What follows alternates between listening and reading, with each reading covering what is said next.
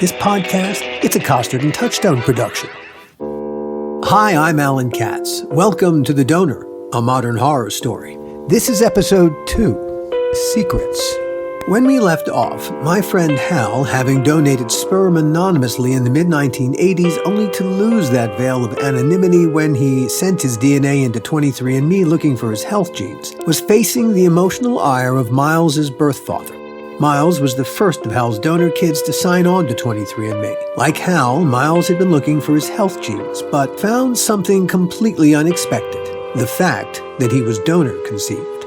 When Miles confronted his birth father about the deception, his birth father, like Hal, a physician, threatened Hal's medical license. He believed Hal was seriously guilty of ethical violations. At that point, emotionally, where are you? Really hurt.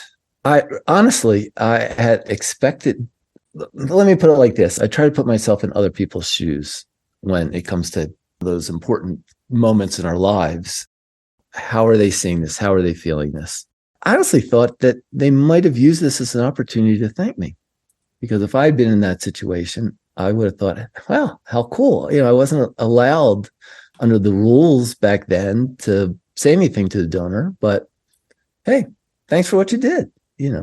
They weren't wearing their shoes. That part of it really surprised me. And particularly being a physician, I would have thought he would have had a little bit more compassion for the situation. But he felt violated. Yeah. That part of it, I just passed right over my head. I didn't see that coming. My guess is Miles' dad felt ashamed. That's why he didn't tell Miles. That's another thing really surprised me, is that they hadn't told him. Particularly being a physician, you really need to know your family medical history. And if you're a physician and you know something that your son doesn't know, shouldn't you be telling him that? Talk about it. Ethical violations. I looked at some literature about this. What do the child psychologists and the people who study this kind of thing, what do they recommend?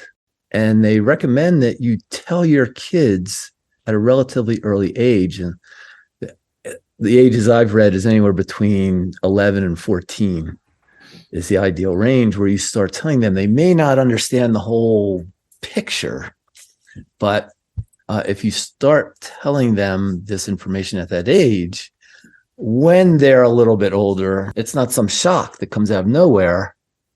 And, it's just a lot smoother, that landing. And Can I ask, at what point did you look up that information? Not at that point. It's estimated that between 4 and 12% of all the people using personal genomic sites like 23andMe do so not knowing that there's a secret in their family tree, them, and where they came from genetically. In How Do Individuals Who Were Conceived Through the Use of Donor Technologies Feel About the Nature of Their Conception, a 2021 study done for the Center for Bioethics at Harvard Medical School. Authors Rennie Burke, Yvette Olada-Lavery, Gali Katz-Nelson, Joshua North, and J. Wesley Boyd wrote that almost 85% of their study subjects reported a shift in their sense of self upon learning the nature of their conception. About half sought psychological help in order to cope. Nearly 74% said they often or very often think about the nature of their conception, and 62.2% felt the exchange of money for donor gametes was wrong.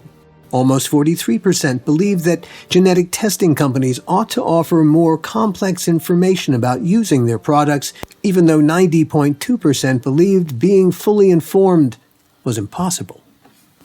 So at this point, you're thinking, what's the worst case scenario here? Does he file some sort of complaint, some sort of ethics violation, even a lawsuit? Did you tell anyone? Did you reach out to anyone? I might have mentioned something to my family attorney about it. The more I thought about it, the more I realized that there really wasn't a case to be made here. I hadn't done anything on purpose. There was nothing malicious in anything that I had done. Did you respond immediately to Miles's text? I thought about it for a few days, held my fire. And then I thought, you know what?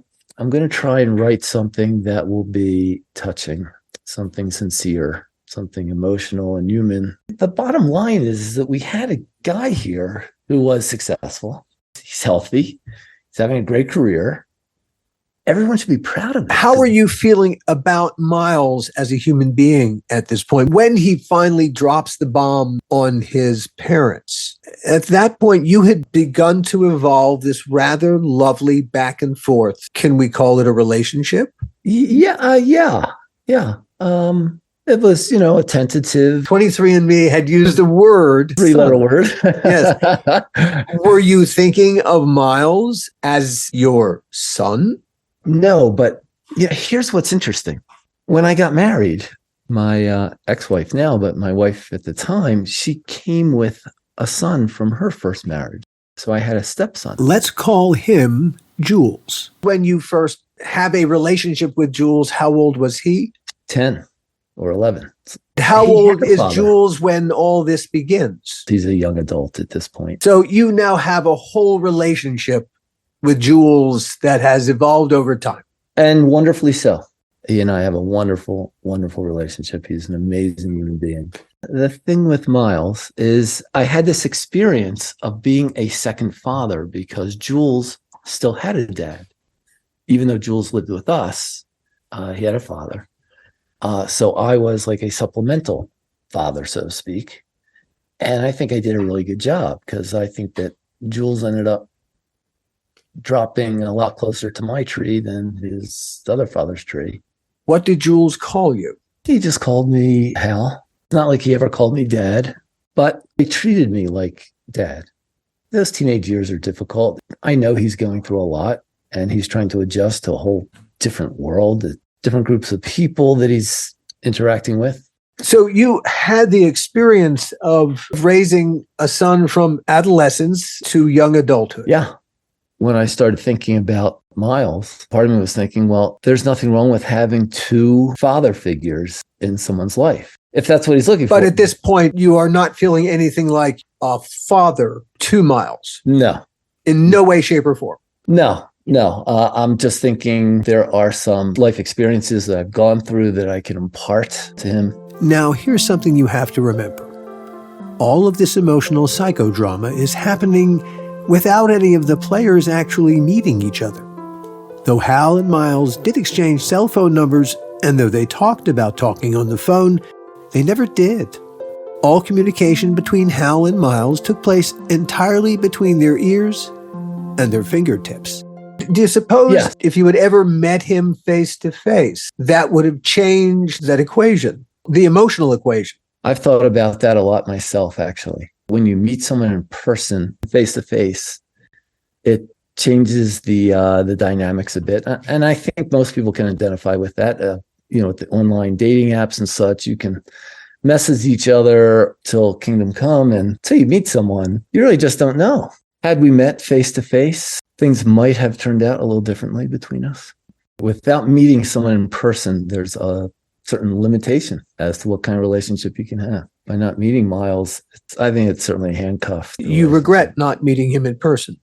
Yeah, for sure. You had made blue sky plans to meet Miles in person. He had mentioned at some point wanting to get together. Before telling his parents. Yes. And so in that blue sky moment, his aspiration was the same as yours, that everyone would suddenly go, wow, hey, isn't this cool and isn't this neat? We all got together to make me, if you come at it from Miles' perspective. Right. I think it would have been really cool. I would have been happy to have met the parents. Finally, having let it sit for a couple of days, you responded to Miles. He never sent any other communication to you in between? Not that I recall. Ball's in my court. I write him this letter. The gist of it is, if Shakespeare was right about the world being a stage and we merely the players, I'm not even on the stage with him. I am the ticket salesman or the guy who's handing out the playbooks. I'm not even in the auditorium for his play. I had such a small part of it. That he's become this successful individual and that his parents can be incredibly proud of who he's become. And that his father has nothing to be ashamed about, because this is where his anger is coming from, is from a place of shame. And the fact is that his father didn't do just the heavy lifting. His father did all the lifting. I had no part in that. I was the ticket salesman. There's no room or need for bad feelings anywhere. Everyone should be elated about the outcome. And I added at the end, I said, but you'll need to ask him what he is going to tell you when your siblings start showing up on this website. Miles, you're not the only one. You're only the first one. I can assure you. Others are going to be showing up. And when they show up as your siblings that you never heard of, how is your father going to explain this to you? The secret was coming out one way or another. It wasn't just me. 47, 48% made you Right. father. Apparently siblings come in around about the same, 50%. So that would have been a shocking thing because it's a number way out of whack for anything he was expecting. This was not a second cousin or a third cousin. This was right. a brother or a sister. This was a brother or sister. Yeah. Half brother, sister. When the realization had hit me that with or without me, the secret was coming out, a lot of the fear that I had disappeared. This was no longer my mistake. The technology had opened these doors. In Hal's mind and Miles' mind and the minds of most people sending their DNA into 23andMe, what they anticipated, what they thought they bought, was a stovepipe view of their genetics, looking vertically up and down their genome. It never occurred to anyone, maybe it never occurred to the folks at 23andMe either, that there's a whole other dimension to a DNA database, the horizontal one, where my DNA might ping your DNA because our DNA matches in significant ways. To be sure, plenty of people have signed on to 23andMe and Ancestry.com looking for a surprise or two, but way in their genome's past where it can't hurt anyone, least of all them. No one signed on hoping to discover that they aren't exactly who they thought they were. So Hal takes the high road. He sends a kind of peace offering to Miles, a way to smooth everyone's ruffled feathers.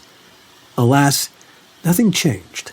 I don't think his parents came around. Like, it wasn't some great, wonderful response from the parental side, but I think it did settle him down a little bit. His parents did not forgive you, but he... No. They'll never forgive me. While Hal's note failed to move Miles's parents, it did move Miles. And once again, he suggested to Hal that they meet. He was coming to my home state, but because of my work schedule, couldn't work it out. And that was the only time that we ever discussed meeting. It never came up again.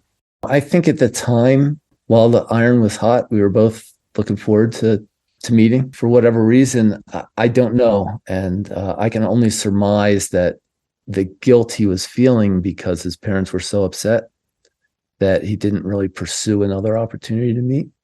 That would be my guess. Because after that, I didn't really hear from him very much. He stops communicating, you stopped communicating? It's not that we totally stopped, it just got further apart, the communications. The excitement died down. And knowing that his parents were upset with me, I wasn't really excited about, trying to pursue anything. At this point, you've had one experience with one donor kid, and there are others out there. You're just waiting for the other shoe to drop. How would you describe your relationship at that point?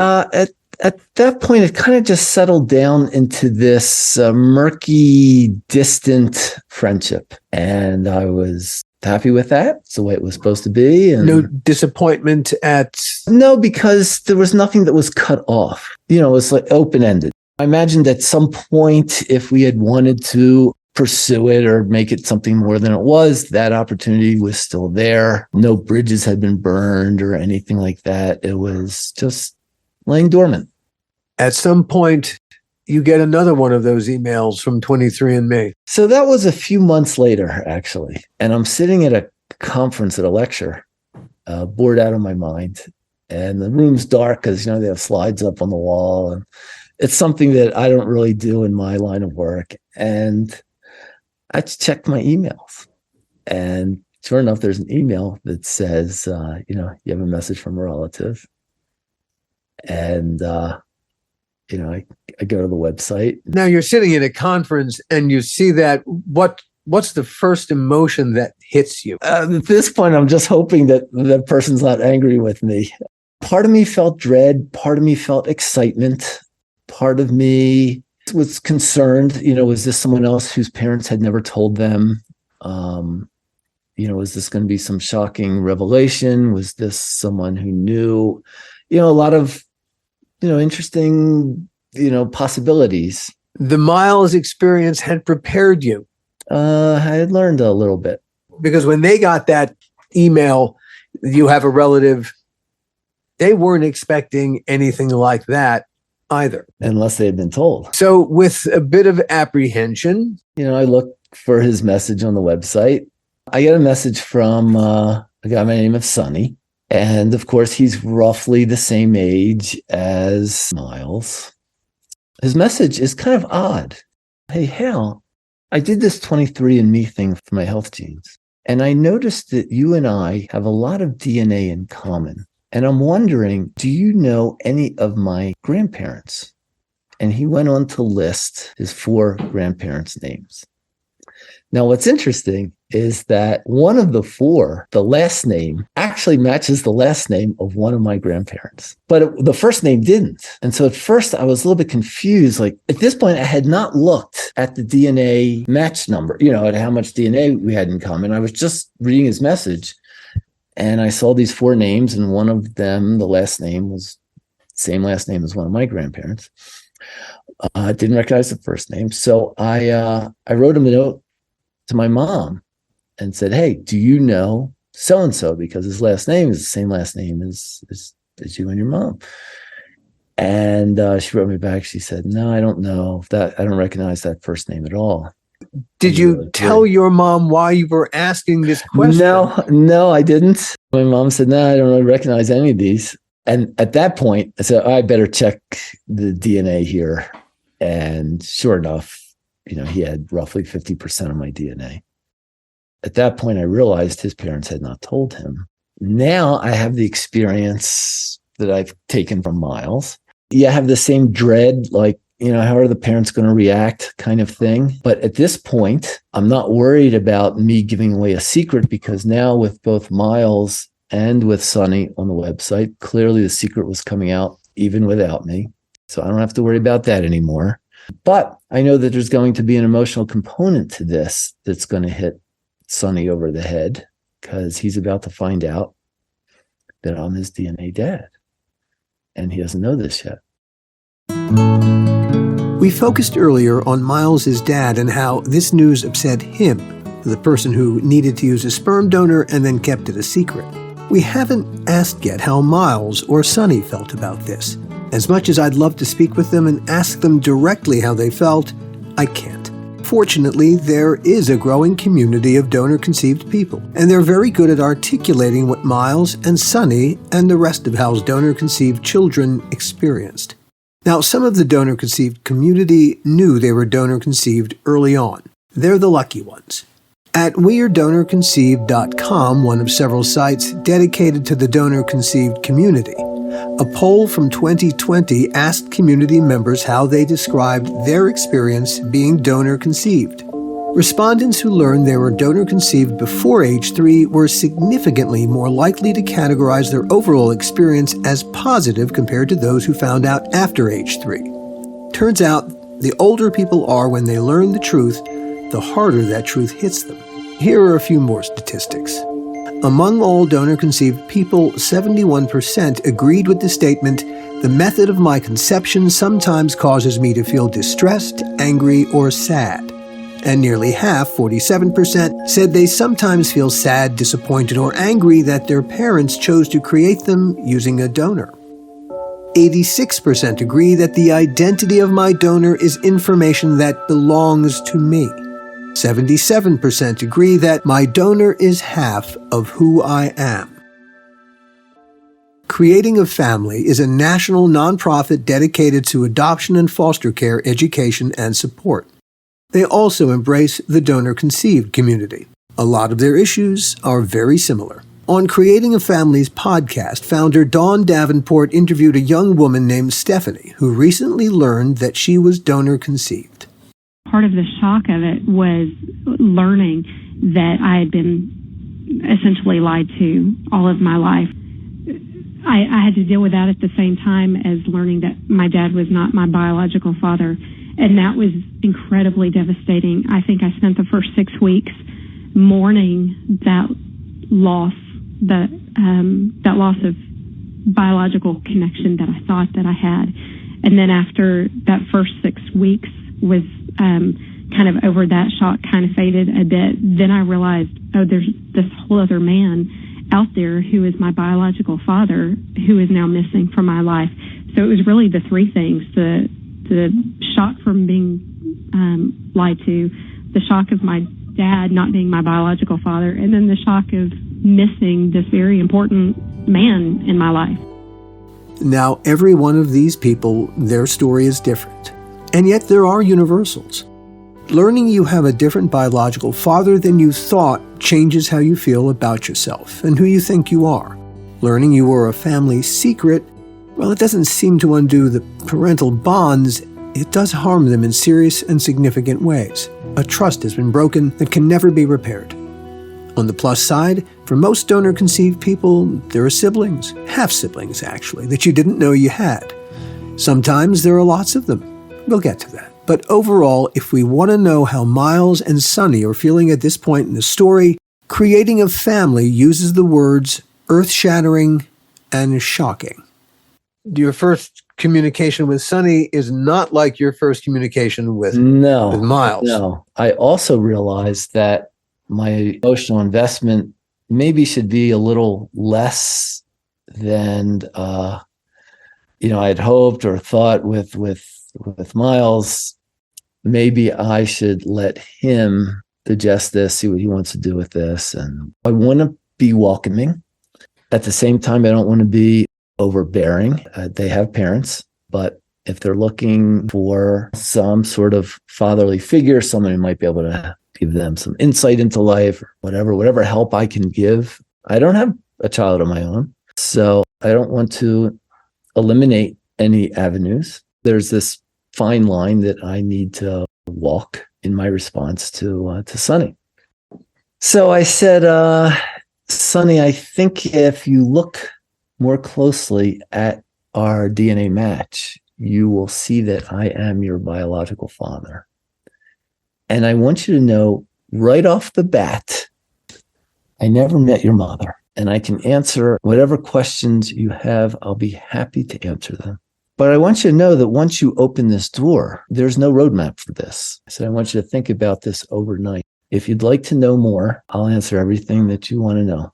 But I want you to give it some thought first. So he waited overnight, and he wrote me what was probably, as it turns out, from my perspective, the best thing that any of them could have written. He said, "Thank you very much for your letter. You've answered the only question that I really needed to know. I don't really want to know anything more. I'm going to disappear from the website. Please don't contact me again. Tell anyone else I was here. Good luck to you. Thank you again." And that was it. When you got that letter from him, what was your reaction? I was a little disappointed. At first, it would have been nice to have gotten to know him a bit, see what he's up to, what's going on with him. He shared no biological information with you, and you hadn't shared any with him. No, I don't remember sharing anything with him. I don't recall giving him any of my, medical history. And I assume because he did not know, this was already, his world had just changed. Had just changed. The poor guy. I mean, I for all of them who weren't told, I just can't imagine what it's like to go through into your 20s and find this out. That's a shoe I can't put myself into. I just can't imagine what that feels like. There's so many emotions that I assume go into that. There has to be this what the fuck moment. Whose blood do I have? There's a big chunk of who am I? Because as I think of my father. All the stories I know about my father's family, they all flow through him into me. Yeah. If you suddenly tell me that, no, none of those people flowed through him into You. then who am I? Who am I? It's got to be mind blowing. There's so many parts to this. Is my personality really from my dad? Am I going to get cancer? Am I going to get diabetes now? There's just so many ramifications from this. It reminds me of something that Miles had said to me. Every day I wake up and it feels different. It's different every day. I imagine that's a really great way of describing what this must feel like. Maybe some days it's anger. Dad, why didn't you tell me? Why are we holding this a secret? This is information I should have. You've now been through 2 of your donor kids, Miles and Sonny. You haven't told your wife. I have not told my wife. Well, I had mentioned Miles to my wife. When you get that first communication with Miles, you say nothing. Correct. After how many communications did you suddenly? When I got that threatening communication from Miles, that Miles' father was upset, I thought I better tell her because I don't know where this is going. How did you break that to her? I didn't think it was a big deal. Did she know when she married you that you had been a sperm donor while in medical school? No, because I had totally forgotten that I had done it. It wasn't part of my life at that point. Up until this happened, I had totally forgotten that I had done it. As far as she knows, you have no biological children. Yeah. When I break the news to my wife. How did you break the news to your wife? What do you say? I think we were walking the dogs and I said, hey, something kind of interesting happened. When I was a medical student. Something kind of interesting happened. I did some sperm donations, and it turns out that when I did 23andMe, one of them found me on there, and I've got this DNA son out there, and his name is Miles. And how did she react to each piece of the information? So, all right. So you led with, oh, by the way, I donated sperm when I was a medical school student. That was the first thing. That was what you led with? Yeah. How did she respond to, I donated sperm? No problem. Didn't involve her yet. So that part of the conversation was fine. I made some extra money and brought some lives into the world. Yeah, as soon as I mentioned through 23andMe, one of them had gotten in contact with me, her facial expression changed. And she immediately got very, very upset. And I didn't understand where that was coming from at that moment. I've never met the guy. I barely know anything about him. Why are you upset? She wanted me to have no further contact with him at all. That I had a son, Jules. She felt threatened. She felt threatened. Why do you suppose she felt threatened? I think she felt threatened because at this point we had no children of her own. And I think that she saw Miles as my son, the child that has my DNA. And for some reason, she thought that was threatening. And maybe she thought that my relationship with Jules might be threatened by this outsider. By the time you finished your walk, she was still upset. She told you in no uncertain terms, you will not communicate with him again, which of course you did. This was not her decision to make. Like I said, at this point, we had a lot of cracks in our marriage. I wasn't going to allow her to ruin something that might potentially be kind of cool to me. Did you tell her that? No. How did you leave it? I didn't mention it again. I just let that conversation die, talk about something else. I never brought it up again, and she never brought it up again. Did you ever tell her about any of the other? No. Like I said, I never discussed it with her again. It was a one-off. Do you think these relationships impacted your marriage? Not from her standpoint, because she didn't know about them. But from mine, they certainly did. When you're in a bad marriage, you start looking for anything else, regardless of what it is, something that will take your mind off of it. And particularly if you feel trapped, as I did. Did you ever feel that this other odd family that was suddenly out there in the ether was a more appealing family than the one that you lived with? I don't know if I would go that far at this point. My relationship with Jules has always been incredible. I love that guy to pieces, and I know he loves me. We have a wonderful, wonderful, wonderful relationship. And he knows about these others. I told him that I have other sons, as it turns out, and he'd even be open to meeting them. I think that both Jules and myself kind of saw these others as additive, not subtractive, not as something that would dilute the equation, but might add something to our lives. My ex-wife did not see it that way. She just saw them, I think, as threats to something, maybe threat for my attention, whatever. So you've got 2 up, 2 down. Yeah.